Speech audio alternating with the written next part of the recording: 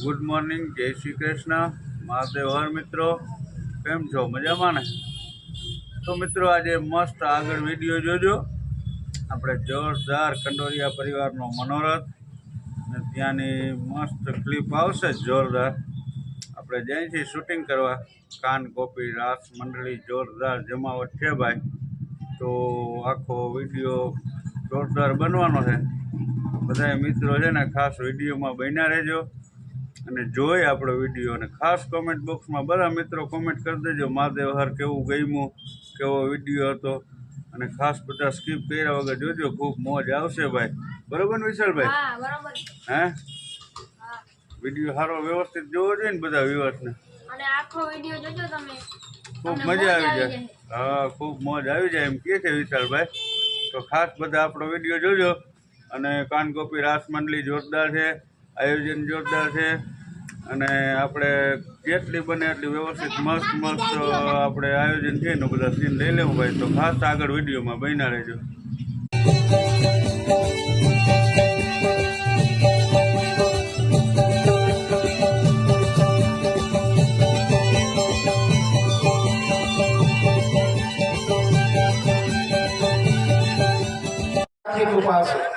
દુષ્કાળ કેને કરી પતિઓના દીકરા ખબર નથી. વાહ કનૈયાલાલ વાહ.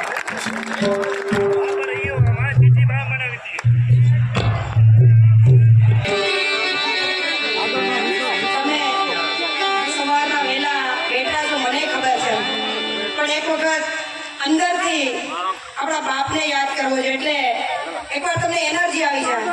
બે હાથ ઊંચા કરીને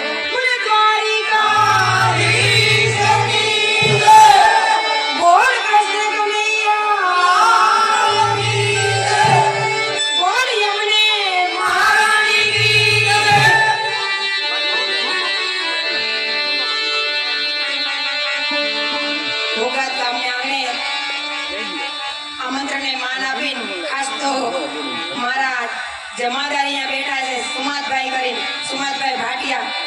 15 દિવસથી મને હવે ખાવાનું જ દીધું. સાહેબ 13 તારીખ, સાહેબ 14 તારીખ, સાહેબ 13 તારીખ. એટલે એકવાર એના માટે તારી જોરદાર તમારા ગામનું ઘરેલું છે.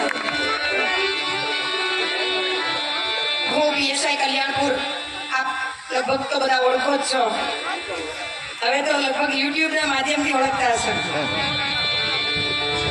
મારો ધંધો નથી પણ એક શોખ છે અને એક કૃષ્ણ પ્રત્યેનો ભાવ છે મારો. આવડે ન આવડે આ લોકો સમજી જાય અને ખોટું હાજુ ગાઓ તો તમે સમજી જાઓ કે આપણી જ છે ને. એટલે આજરોજ આપના ગામના આમંત્રણને માન આપી હું તથા મારો સ્ટાફ આવ્યા છીએ. અને મને જેવું આવડશે એવું કાલાવાલા કૃષ્ણ માટે ગાઈશ. આપ દીકરી ગણી, બેન ગણી અને લેટકો કરી દેજો જેવું આવડે એવું. એક તમારા ગામના માલદેવભાઈ દેવશ્રીભાઈ કંડોરિયા, એમણે મારી પહેલા હું આવી એની પહેલા 20,000 તો ભાડામાં આપી દીધા હતા. પણ મેં ઓળખાણ ગઈ એટલે પાછા કે બેન હોય તમે બોલો. એટલે 20,000માં 5,000 નો વધારો કરીને પોતે 25,000 નો ફાળો આપે છે. કોણ ગાતા